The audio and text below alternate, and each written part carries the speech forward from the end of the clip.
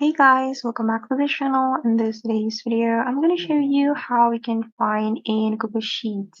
Let's get started. Here I have opened my Google Sheet and we're going to find a word on this Google Sheet. So the first thing we're going to do is on the keyboard, we can click on Control plus F at the same time, like this, and just type the word that you want to find right here. And for example, I'm going to search city. All right, and this is the word city. And actually, there is another way to find in Google Sheets. We can click on edit right here, then click on find and place, and type the word that you want to find, like this. And after that, we can click on find. All right, and this is the word that we want to find.